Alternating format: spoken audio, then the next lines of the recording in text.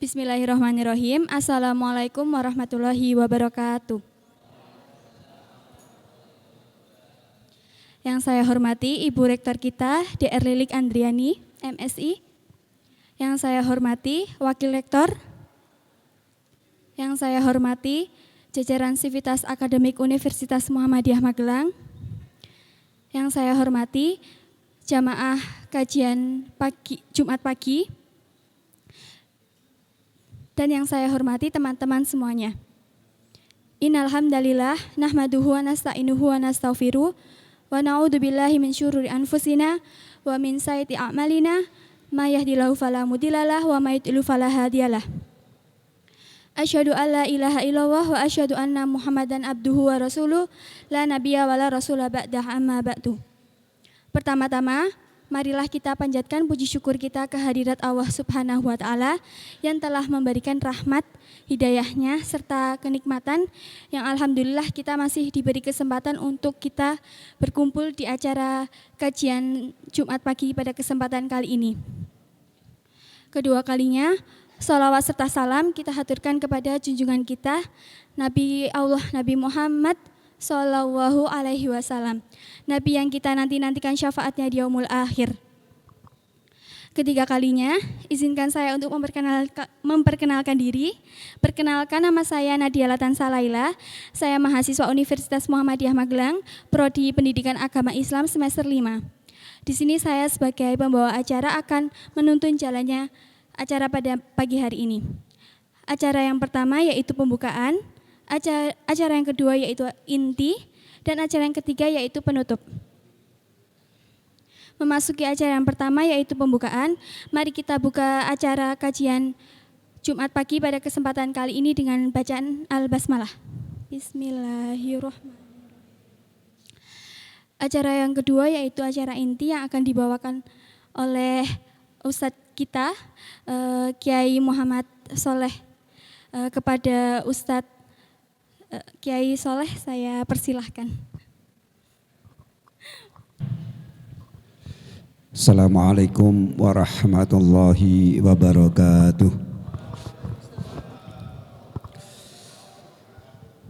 A'udzu billahi minasyaitonir rajim. Bismillahirrahmanirrahim. Alhamdulillahi rabbil alamin. Alladzi arsala rasulahu bil huda wa dinil haqq liyudhhirahu 'ala ad-dini kullihi wa kafa billahi syahida. Asyhadu an la ilaha illallah wahdahu la syarikalah. Asyhadu anna Muhammadan 'abduhu wa rasuluhu la nabiyya ba'dah. Allahumma shalli wa sallim 'ala nabiyyil karim wa 'ala alihi wa sahbihi wa man tabi'ahum bi ihsan ila yaumiddin, amma ba'd. Ibu Rektor, pembantu Rektor, juga para dekan, para asatidah semuanya, dan juga anak-anakku mahasiswa seluruhnya rahimakumullah. Syukur kita kehadirat Allah Subhanahu wa Ta'ala atas nikmat rahmat yang diberikan kepada kita, sehingga dengan kemurahan Allah itu kita masih berlanjut dalam perjalanan kehidupan kita di etapa kedua yang akan berakhir pada titik masing-masing ketika Israel memaksa kita, roh kita keluar dari jasad kita. Kapan waktunya hanya Allah yang tahu, dan di mana lam ta'lam, Anda juga tidak tahu. Fi ardillahi tamut, di mana engkau akan mati Allah, kita tidak akan tahu. Oleh karena itu jamaah rahimakumullah, mari pada kesempatan yang berbahagia ini, tema yang akan kita usung adalah tolabul ilmi. Ini satu tema yang sangat akrab di telinga kita, menuntut ilmu. Akan tetapi yang pada pagi hari ini akan saya angkat adalah syarat-syarat untuk mendapatkan ilmu, yang syarat-syarat ini nanti akan terkait dengan berkah dari ilmu itu sendiri. banyak ilmu yang masuk kepada seseorang tetapi tidak menjadi hasanah, tidak memperkaya hasanah, tidak membentuk hasanah pada yang bersangkutan karena ilmu itu tidak berkah. Nah, berkah ini pada disiplin ilmu apapun tidak diajarkan. Karena berkah itu dalam kalimat wa barakatuh itu hanya kehendak Allah Subhanahu wa taala. Oleh karena itu anak-anak sekalian, jika Anda menimba ilmu di perguruan tinggi ini, maka syarat-syarat yang nanti akan Ustadz sampaikan panjenengan tangkap agar ilmu yang panjenengan peroleh berkah. Demikian juga para asatid, para dosen. Seluruhnya harus memperhatikan ilmu ini. Karena kemudian ilmu yang jika tidak ada berkahnya, maka ilmu hanya akan kita transfer dari sumber ilmu ke dalam kita, kemudian pindah ke sasaran dakwah kita. Kita tidak menjadi bagian dari ilmu itu sendiri. Ini sangat rugi. Jamaah rahimakumullah, mari kita perhatikan. Al-Quranul Karim itu kalamullah. Kemarin di PDM Kota sudah Ustadz sampaikan, Al-Quranul Karim itu kalamullah. Dan Allah itu muhallafatu lil hawadith. Allah itu tidak sama dengan makhluknya. Pertanyaannya, kenapa Al-Quran menjadi kalam manusia, kalam makhluk, yang dalam hal ini karena Rasulullah SAW berasal dari komunitas Arab, maka Al-Quran menggunakan bahasa Arab yang notabene adalah bahasa makhluk. Lalu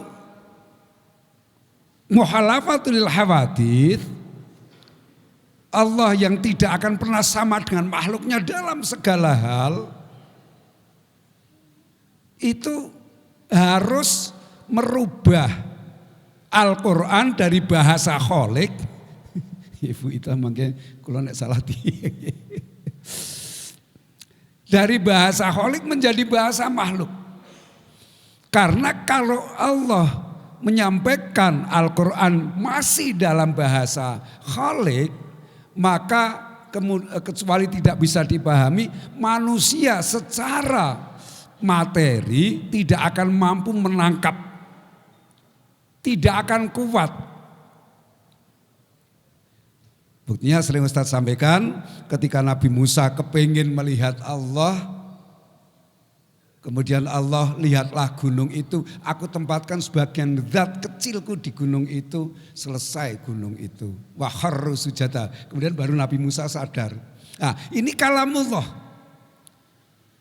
Oleh karena itu jamaah rahimakumullah, dari Lauhul Mahfuz di mana Al-Quran masih berupa kalamullah, kemudian dibawa ke sama'at dunya atau sama'id dunya.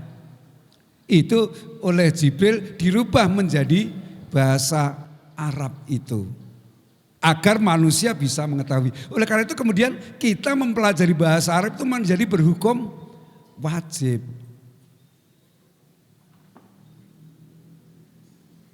Kita hafal bacaan sholat, tetapi orang ngerti artine. Ya ora kleru. Tapi kalau mau khusyuk wis ketoke ora mungkin. Wah alhamdulillah aku iso khusyuk tenan. Ngerti po artine? Ya ora, mesti ngapusi. Ya, karena yang tahu artinya saja masih sempat kita berkolaborasi dengan alam sekitar. Ada nyamuk teko ya krungu ya weruh ya geplak. Apa meneh ana HP muni wis masyaallah. Nggih kalau di orang Arab malah dijukuk jawab bareng. Ya wis ngono kuwi lah. Allahu Akbar. Oleh karena itu jamaah rahimahullah, ketika Al-Quran itu kemudian sampai kepada kita sudah berbahasa Arab, di situ ada muskilah-muskilah. Ya, ada muskilah-muskilah yang harus kita pahami. Oleh karena itu memahami Al-Quran tidak melalui ulama mufasir itu menjadi tidak pas. Meskipun dalam kondisi tertentu boleh kita mengambil hukum dari Al-Quran langsung boleh, dalam kondisi kasuistik kita memang tidak ada pilihan lain. Tetapi dalam kondisi yang benar dan jembar maka kita harus menggunakan ulama. Itu. Jamaah rahimakumullah. Oleh karena itu pada surah Al-Quran akan menjadi selalu di atas dari semuanya itu. Maksudnya begini. Bahasanya Arab. Akan tetapi ruhul Quran tetap kalamullah. Oleh karena itu Al-Quran sampai kapanpun tidak akan pernah kalah dengan kecepatan perubahan zaman. Secanggih apapun manusia mencapai titik kemajuan tidak akan bisa melampaui Al-Quran. Ini dicatat betul.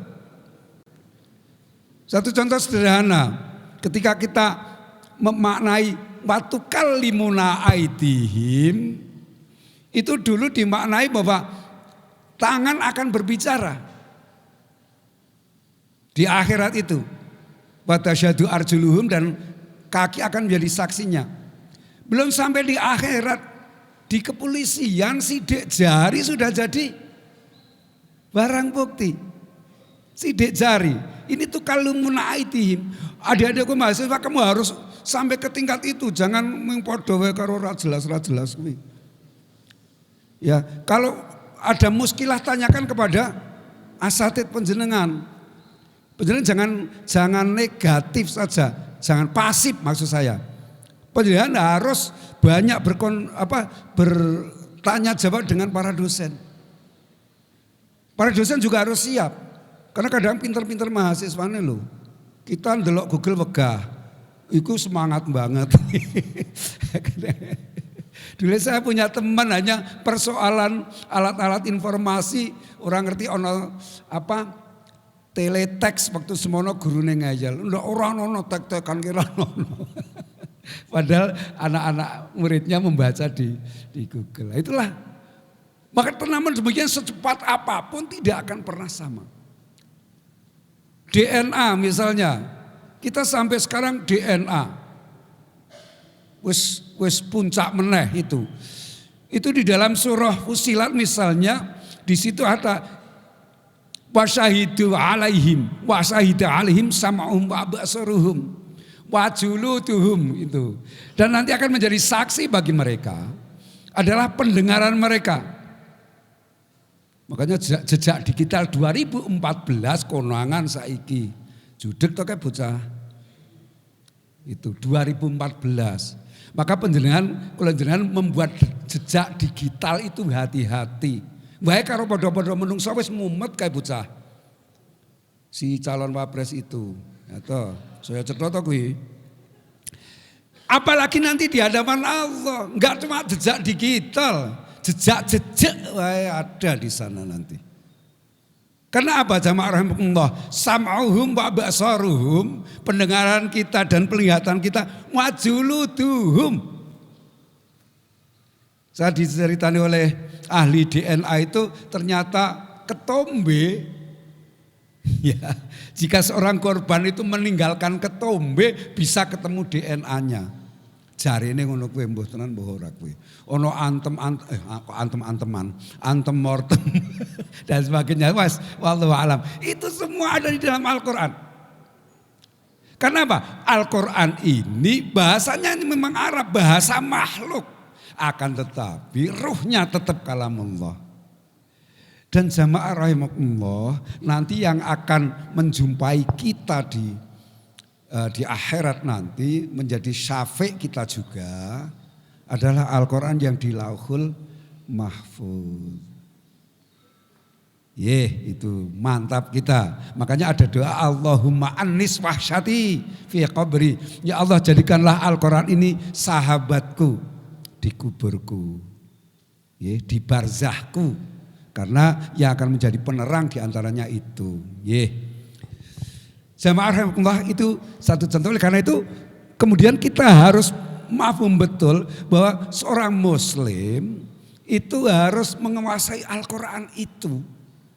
Dan alhamdulillahnya kita sudah digaweke oleh para ulama. Beneran kalau melihat bagaimana tukang sihirnya Raja Fir'aun, itu sudah hasil seleksi loh itu. Tiap provinsi dicari tukang sihir sing paling jos.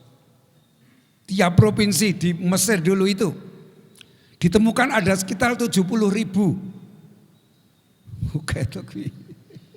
Dadi nek dukun-dukun saiki isih kecil. Pare Magelang ana pira? Ya toh. Dukun sing iso sihir kan jarang-jarang itu.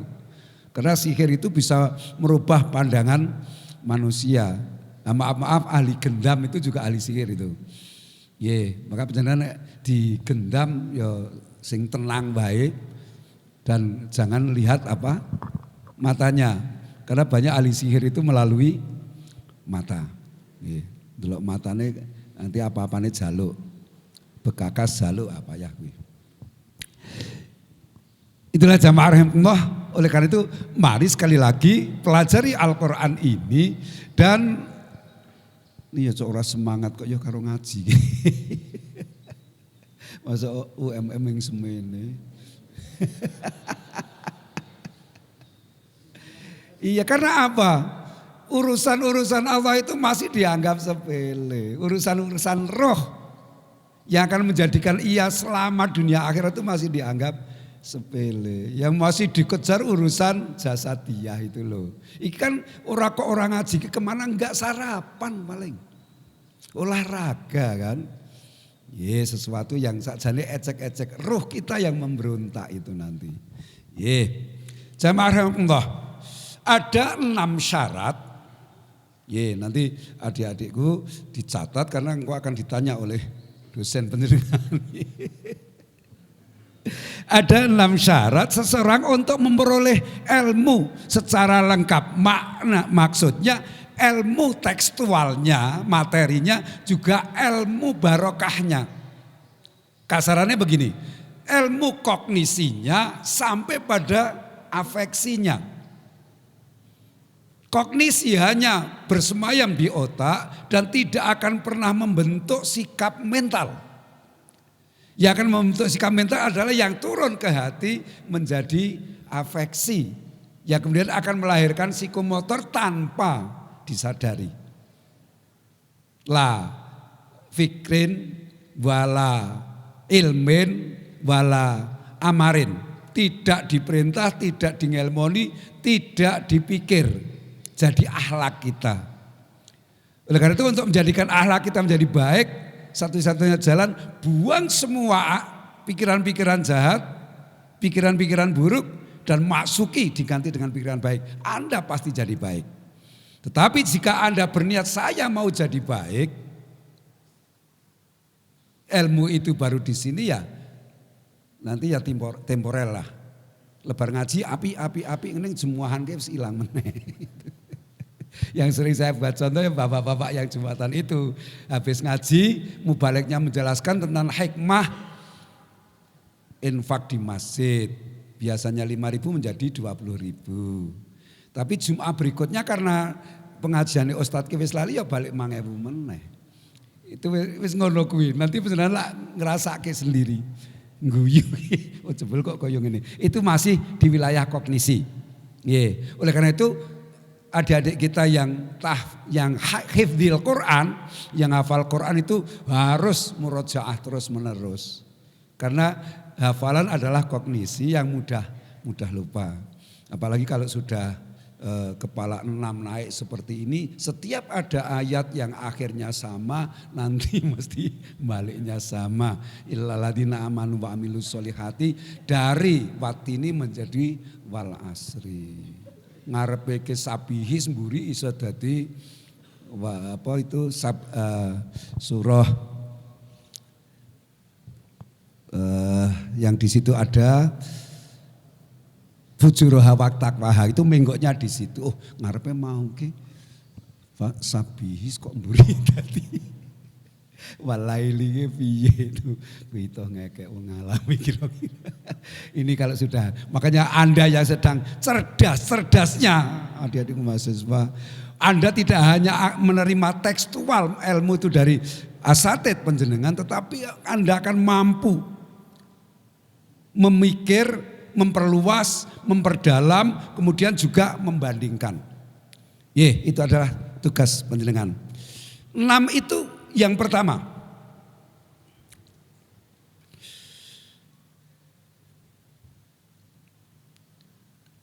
Bisitati asyain, dengan 6 perkara itu, yaitu pertama zakaun atau zakain. Zakain karena menggunakan sitati sebagai badal menjadi kasroh. Tetapi kalau itu berdiri sendiri menjadi zakaun. Ngerti? Ya ora ya. Pemeneh kono sing kene ya ora ngerti. Padahal jan penting tenan kuwi iki ya. Masya Allah, Pancasila ya selali kok ya. Zakaun artinya menuntut ilmu harus menggunakan kecerdasan. Zaka itu pinter, pandai, cerdas. Maksudnya begini, Bapak Ibu rahimakumullah. Jika kita ingin mendapatkan ilmu, maka kecerdasan kita yang ada pada otak kita, persiapan betul. Dengan cara kosongkan. Dengan logika begini, gelas yang sudah penuh seperti ini, jika dimasuki pasti akan luber, muntah. Oleh karena itu kosongkan betul. Anak-anakku, jika kalian masuk ruang kuliah kemudian kalian masih penuh pikiran, maka kalian akan tidak mampu menangkap apa yang dipelajari di ruang kelas itu. Oleh karena itu kosongkan. Salah satu cara pengosongan mungkin yang perlu dilakukan oleh para bapak ibu asatid, Pak dosen adalah bagaimana mengajak anak-anak itu barang 5-10 menit untuk berzikir. Subhanallah walhamdulillah wala ilaha illallah wallahu akbar. Itu terus saja nanti akan menjadi kosong. Dan ketika kita sudah kosong dan berisi dengan kalimat thayyibah tersebut, akan siap menerima ilmu yang masuk. Tuh. Tapi jika Anda dari rumah wis domyang karo makne, mergo le njaluk sangu kokean, tekan dalan arak ketunjang liyane wis dunekke pekok, ya toh goblok dan sebagainya. Itu. Kemudian sampai di sini kepethuk Pak Dede rada merengut, njur masuk ke ruang kuliah, omong kosong nek Anda bisa menerima. Karena sudah penuh. Yes. Umumnya sing terus diputus. Putus opo kuwi ora mudeng. Wah ini wis to. Ustaz itu bulang kok kaya ngomongke wis ora jelas itu. Oleh karena itu 2 kutub ini. Yang pertama anak-anak didik juga harus bersiap diri. Kemudian oleh yang punya otoritas di kelas itu, dalam hal ini para dosen, tentu saja juga harus menuntut anak-anak untuk mengosongkan itu. Ya 3 menit lah, ora usah muni 5 menit. Ndak motong waktu. Mudeng. Zakaun atau zakain. Kita persiapan kecerdasan kita dengan sebaik-baiknya. Seluruh pikiran-pikiran negatif, seluruh pikiran-pikiran yang membebani kita, lepaskan semua. Ustaz Soleh hanya mikir sing panjang kudu tak pikir. Karena saya punya teman atas kekalahan Pak Anies turun gelem nyambut gawe. Ono kuwe saiki. Oh, Ustaz Jemari. Marhaban Ustaz, monggo. Masih ada orang-orang yang seperti itu. Urung rasane kok lemes, wegang, wong sing kono wae ora apa-apa kok. Malah peyang. Ya aduh. Niku apa kata istrinya? Ngoten niku Pak Mat, kawit Dadi tim ses kalah. Kae, ayo priye kae. Njuk pian arek nafkahi piye. Dan kemarin saya membaca di kitab Tarjih jilid 3 itu ternyata di keluarga Muhammadiyah itu ada 1 pencari nafkah itu suami. 2 pencari nafkah itu istri. Ya ono kuwi sing lanang kekaring ya ono. 3 kedua-duanya mencari nafkah. Ini yang harus digarap oleh Ustaz Jumari ini. Yang keempat ini yang parah. Suami istri nganggur kabeh. Ayo. Ada di jamaah kita. Itu jilid 3. Tarjih jilid 3 Ustaz. Silakan baca ya Allah. Dalam judul keluarga sakinah. Sakinah sekondi. Ra jelas kok ngono kuwi. Tapi itu jamaah rahimahumullah. Orang sampai tidak punya pekerjaan itu karena ilmu itu tidak ada. Kalau ada sudah. Lingkungan mana yang menolak orang berilmu? Saya tanya. Tidak ada. Nenek teko rono jan wis ora cetha ya toh wis celila-celili serandali selen agak lingkungan waduh aki ada di beban iki ngono. Jadilah orang yang berilmu kemanapun dimanapun pasti akan diterima. Allahu Akbar. Itulah. Jadi tahu ya anak-anakku kecerdasan itu apa betul harus persiapkan betul. Ingat semua ilmu tidak ada yang langsung ke dalam hati. Pasti melalui kognisi dulu. Ke dalam otak dulu melalui indera kita. Baik pendengaran, penglihatan maupun rasa. Anak-anak yang SMK jurusan boga yo ilmunya masuk melalui 10 cm. Ya toh? Karena apa? Gulai sate kan di atas 10 cm wes. Wes ora kacek itu sama godong singkong itu nek wis rene kan sudah. Apalagi besok pagi ya sudah kita cek toh kuwi. Tentang apa kuwi deskripnya. Ora cetha meneh wis ngono kuwi. 10 cm. Anak-anak boga 10 cm. Maka saya punya tetangga yang memang punya pabrik roti ya bener nyekolahke anaknya ya di jurusan boga ngono kuwi. Akhirnya anaknya bisa memodifikasi. Jane ngono tetap gethuk tetapi diselei gula, diselei apa-apa dadi ini jenenge modifikasi. Itu ilmu anakku. Kamu enggak mungkin. Makanya sekarang itu untuk yang lain itu nomor 2 dulu. Anda sedang cerdas-cerdasnya, Anda sedang jos-josnya. Wis nek wis kong ini wis. Astagfirullahaladzim. Ini, lah Kak, yang kedua jamaah rahmatullah. Dalam bahasa Arab zakat juga disebut fatonah. Fatin. Al-fatin adalah orang-orang yang cerdas.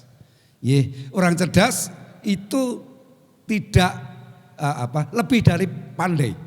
Karena orang cerdas adalah alladzi ya'malu al-alimu alladzi ya'malu bi'ilmihi.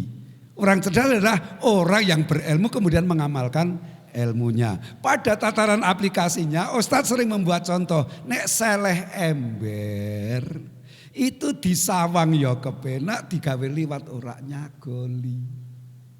Itu orang cerdas. Namanya pinter wae ora. Makanya orang yang enggak ngaji ya pinter. Ning kira-kira ora cerdas. Mumet ngerasai kahanan wis ngono kuwi. Yang kedua adalah al-khirsu atau khirsun. Yaitu semangat. Bahwa dakwah itu adalah khirsun, memberikan semangat. Oleh karena itu para mubalek, para dai, para dosen, para asatid, saya mohon bagaimana anak-anak ini menjadi semangat.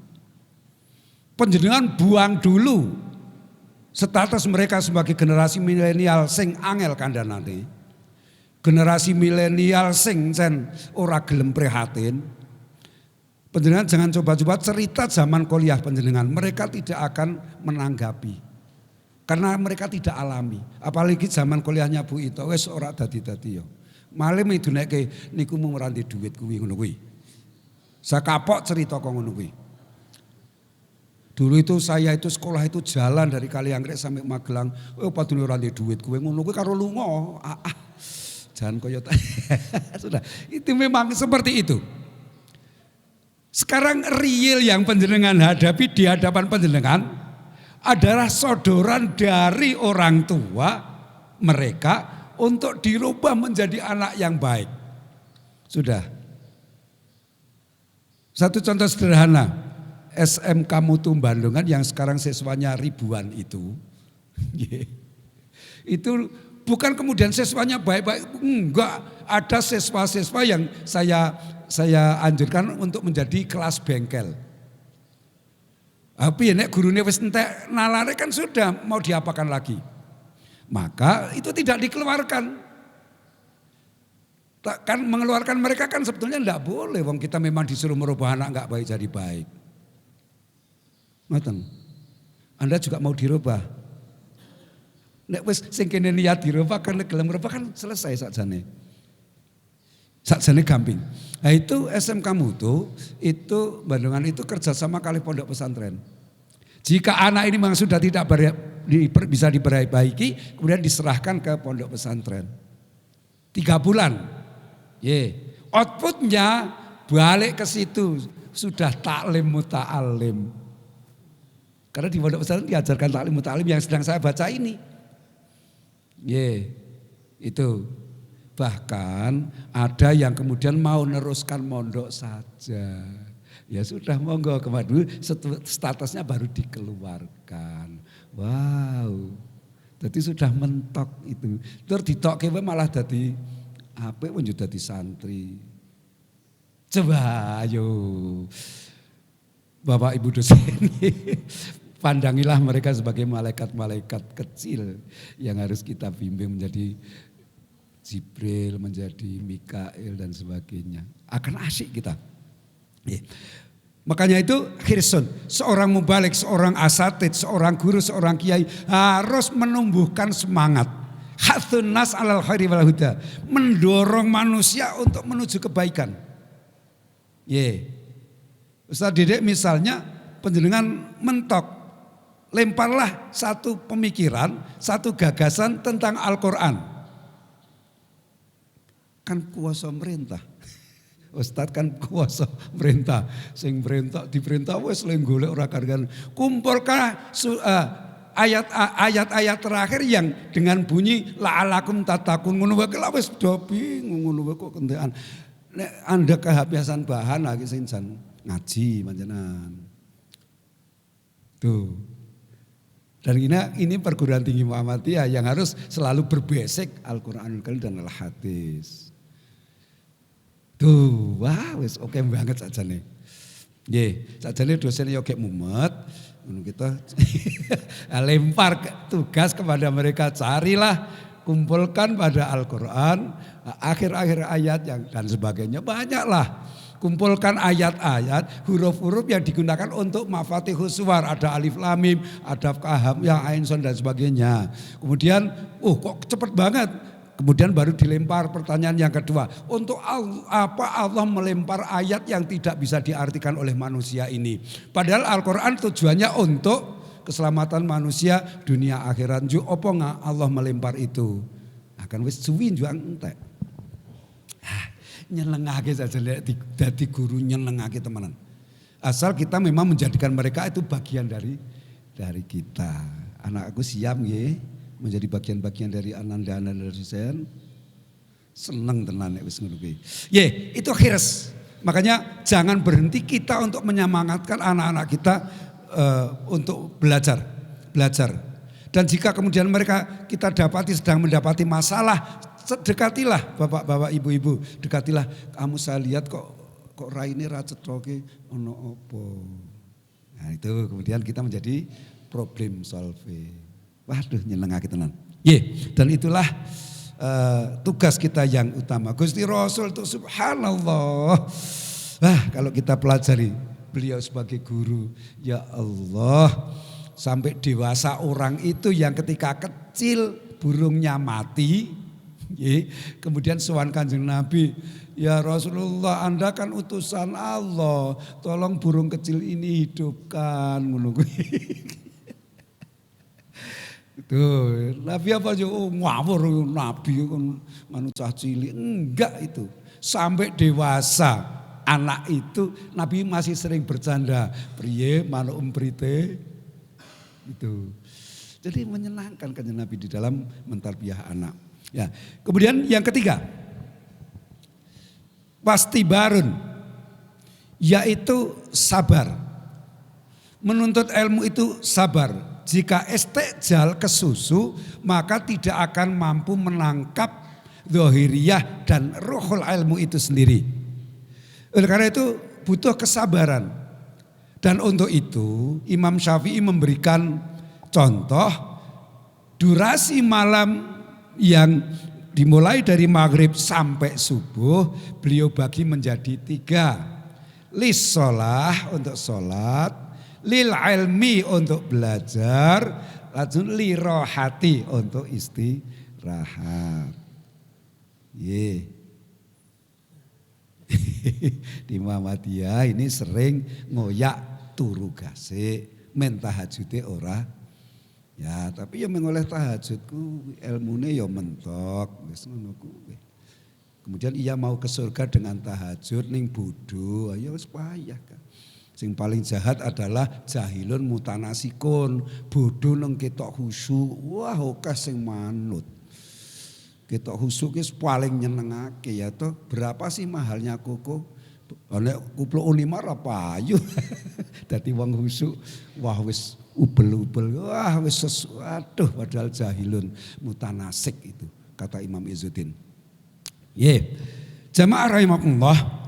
Kemudian istobar itu kita harus sabar. Istobar itu ada aksen di situ bahwa untuk ilmu kita butuh kesabaran. Ya, wong mung suwe wong golek ilmu itu siji ngantuk. Itu mbok maune mentolong ke saya sendiri, maksud saya enggak ini panjenengan bukan. Ustaz Soleh ini nek ndelok YouTube kowe mendelik wae mata kuwi. Apa meneh ngrembug Pak Jokowi ngono kan seneng kae. Tapi kalau sudah baca membuka kitab lekas kepiye to kuwi. Itu musuhnya wong golek ilmu ngantuk. Yang kedua omong dhewe. Yaitu wis ngono kuwi. Makanya ada 4 syarat itu. 1 niat, 2 sehat, 3 sempat, 4 menyat. Wis ngono kuwi. 4 ini. Wes itu nanti bapak-bapak ya jadi khotib bisa menjadi bahan khutbah itu. Siji niat, 2 sehat, ya 3 sempat, 4 menyat.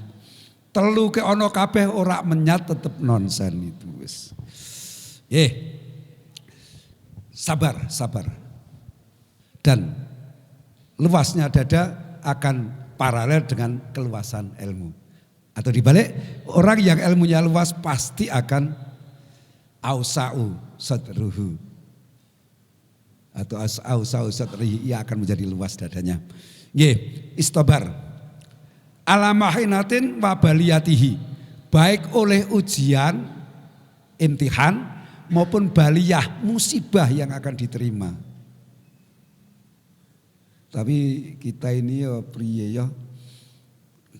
Nek ada kondangan, layat, ring pasar, ring ngalas, nyambut gawe, ngaji, nek wektune ora cukup endi sing ora lakoni. Mesti ini sing nomor 4, nomor 6 ini. Mesti itu sing ora, padahal itu mestinya nomor 1. Yang keempat, bulghatun. Bulghah itu maknanya balagho, sampai. Artinya kita mempertimbangkan waktu, juga mempertimbangkan semangat, mempertimbangkan kemungkinan. Agar ilmu yang saya terima ini menjadi sampai. Jamaah rahimakumullah, sesuai dengan peredaran matahari pada garisnya, juga bumi mengitari matahari dengan rotasi 360 kali putaran dalam 1 kali orbit, maka didapati waktu yang paling tepat belajar adalah di pagi hari. Di situ Allah membabar barokahnya ala bukuriha ketika gasik. Maka sehabis sholat subuh sebaiknya seorang yang ingin ilmunya tambah jangan tidur. Karena berkah Allah babar di bukur itu. Abu Bakar itu Pak Gasik itu maknanya. Bukur itu. Anak-anakku, Anda akan sangat cerdas di pagi hari itu. Maka Anda gunakan betul untuk ilmu yang akan Anda serap itu. Di bukur itu. Nek wis awan, wis jam 12 ngono kuwi, makanya ini Ustaz Jumari, kita sekarang dengan kebijakan pemerintah sekarang ini yang sampai jam 4 tuh opo kuwi. Karena manusia di atas jam 12 sudah tidak produktif. Sakjane ngono kuwi. Makanya ya sudah asal habis waktunya. Jakarta seltu libur itu. Ini sakjane sangat tidak nyambung dengan apa yang diintuisikan oleh al-Islam itu. Makanya bulgoh agar bisa ceples sampai. Saya sangat suka ketika pengajian ini dilaksanakan pagi. Karena semuanya saya sendiri masih cerdas. Nanti saya mulai bodoh itu sekitar jam 2. Jenengan ya kaya ngono kuwi. Wis ngono kuwi dosen yo ngantuk, mahasiswane turu wis ora kacek wis. Wis ngono kuwi. Nggih. Kemudian yang kelima. Irsyadul ustadin. Yaitu harus ada guru. Ilmu itu bisa masuk harus ada guru. Betapapun ada istilah autodidak, tetapi jika ia dari nol putol tidak akan bisa. Itu di rumus kitab Ta'lim Muta'alim ini. Wah itu pahamkah itu autodidak? Iya, tetapi ia sudah disemai oleh abahnya Haji Karim Amrullah. Tidak nol. Makanya kalau kemudian interaksi antara penuntut ilmu, muta'alim dan taklim, ustadz ini terjadi interaksi yang bagus, bahwa para asatid sebagai irsyadnya atau mursyidnya, irsyad itu kerjaannya, kemudian mursyid itu statusnya. Jadi para guru, para ustadz juga disebut mursyid karena ia memberikan kejelasan-kejelasan. Qad tabayyanar rusydu, itu kalimat itu dalam Al-Qur'an. Penjelasan mursyid, penjelasan muta'alim, wes apik tenan. Itu kalau kemudian terjadi interaksi yang betul-betul dari hati ke hati, dari seorang mursyid kepada seorang muta'alim, wah sangat menyenangkan dunia pendidikan itu. Nah, di sini harus ada irsadu ustad, harus ada penjelasan-penjelasan.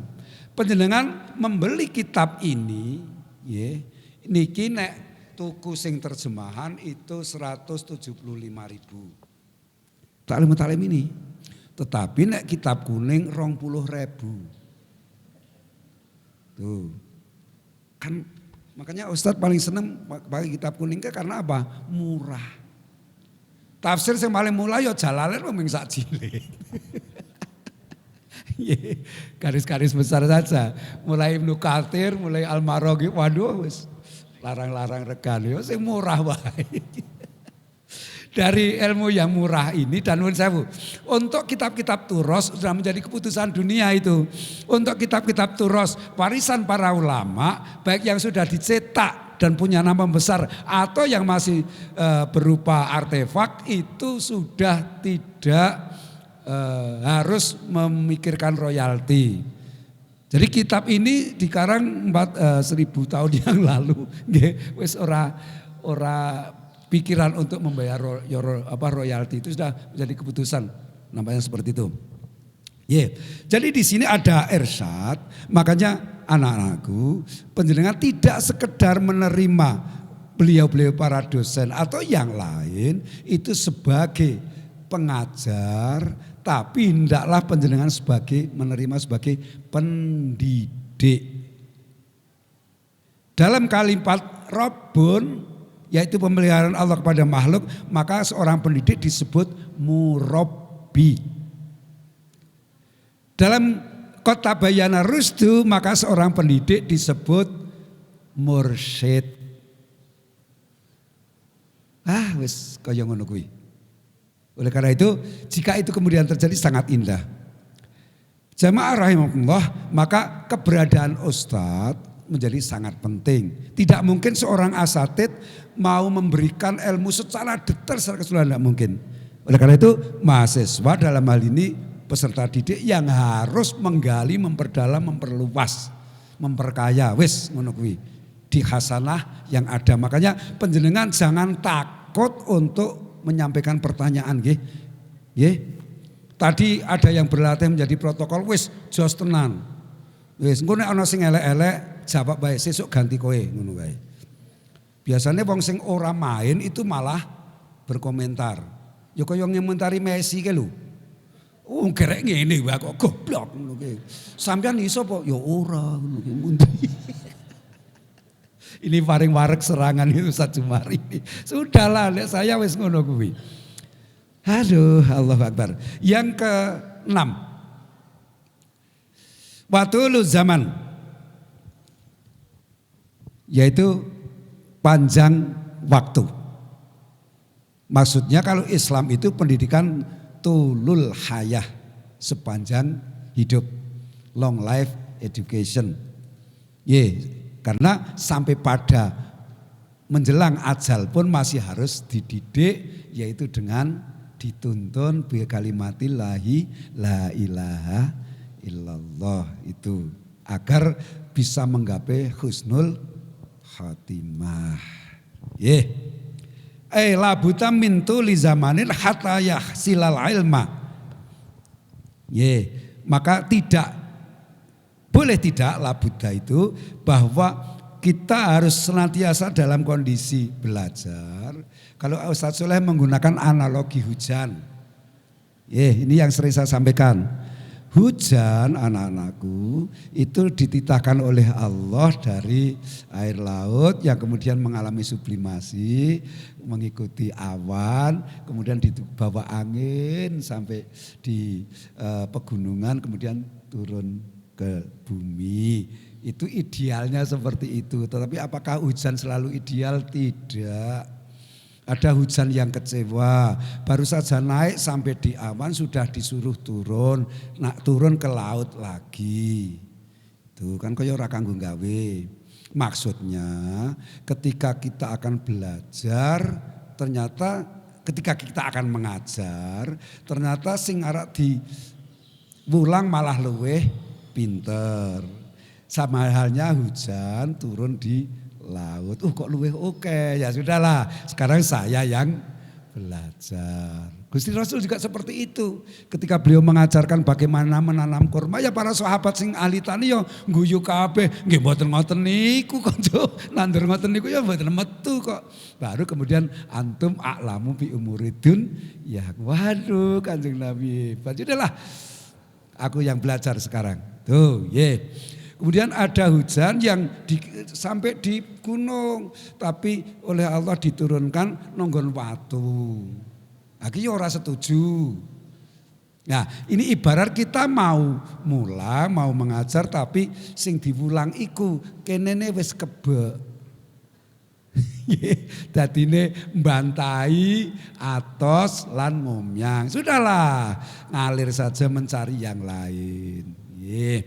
Yang terakhir hujan yang memang oleh petani sudah ditunggu, lalahane wis ini yang wis apik. Sora kok kiai iki ya dipethuk, ya diterake, ya diamplopi, ya gawani kresek. Iki wisan. Ning Muhammad Ranono. Pak Soleh ndak wis teko huruf. Wis ora sah. Nah apa-apa itu wis seperti itu. Itulah.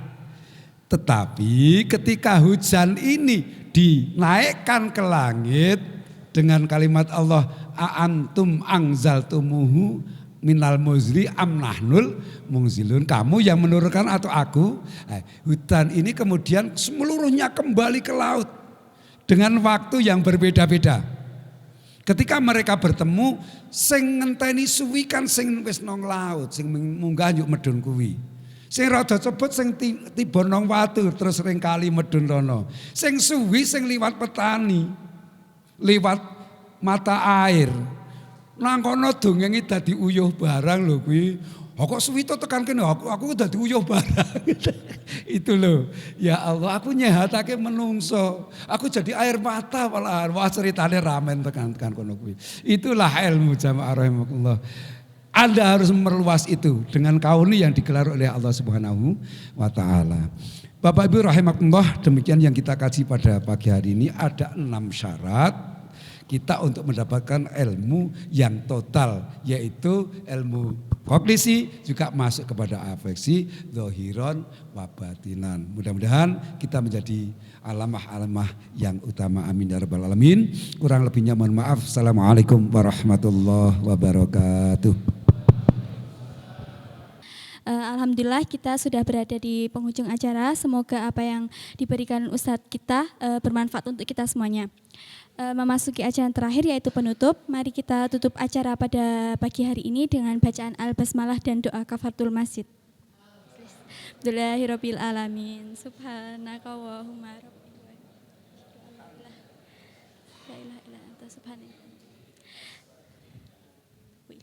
Saya Nadia Latansa Laila memohon maaf apabila terdapat tutur kata yang salah. Saya akhiri. Wassalamualaikum warahmatullahi wabarakatuh.